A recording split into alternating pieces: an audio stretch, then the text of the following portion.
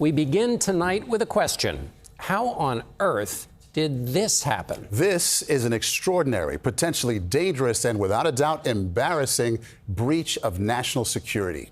A journalist was inadvertently included on a text message chain in which the president's national security team was planning an attack on Yemen's Houthi rebels. Then, on the day of the attack, with the journalist still included in the text message chain, the Secretary of Defense spelled out exactly how it would play out 2 hours before it did. This all happened on an encrypted text messaging service called Signal, which is not approved for sharing classified information. Ed O'Keefe is at the White House with more about the security breach and the president's reaction tonight. Ed?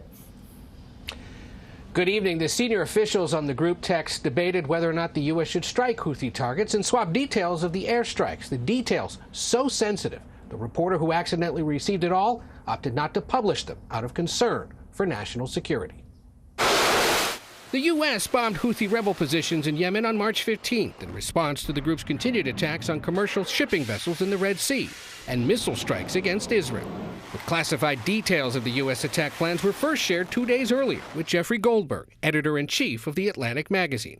He'd been added, accidentally, to a group chat of senior administration officials on Signal, invited by National Security Advisor Michael Waltz. I've never heard of anything quite like this. In all, 18 people were in the chat, including Vice President Vance, Secretary of State Marco Rubio, Defense Secretary Pete Hegseth, and National Intelligence Director Tulsi Gabbard.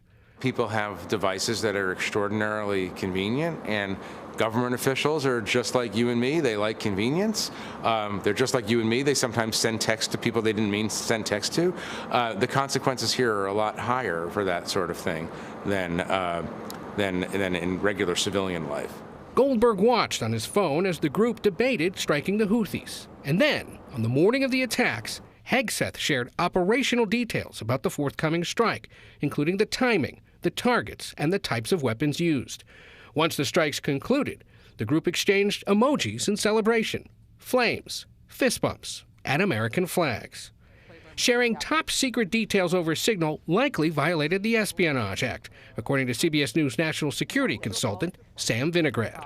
Operational plans related to the Houthis and strikes in Yemen more than likely are classified or at least operationally sensitive. So it'll be important to see whether the Department of Justice opens up an investigation into a potential leak of classified information. Goldberg's article first published on Monday while the president was holding a cabinet meeting with most of the people on the text group. I don't know anything about it. I'm not a big fan of The Atlantic.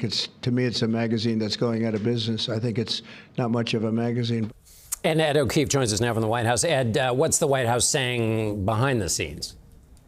The press secretary says tonight, John, that the president has the utmost confidence in his national security team, including National Security Advisor Michael Waltz, whose office admits Jeffrey Goldberg shouldn't have been on the text chain. Ed, you've covered the White House for several years now. Have you ever seen a lapse like this? I mean, how big a deal are we talking about here?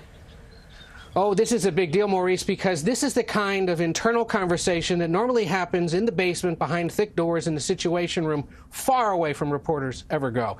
And the reason they happen in a room like that is so that they can be protected from foreign interference or spies.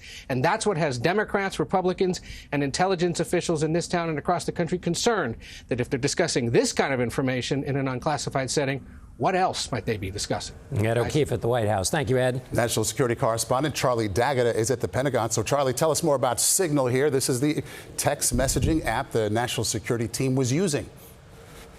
Yeah, so Signal is a messaging app similar to WhatsApp, but officials tell me the rules are black and white. It is strictly forbidden to share classified information like this on an unclassified system like Signal. There are specific secure systems and specific devices for sharing classified information. Charlie, they talked about a target package. What is a target package?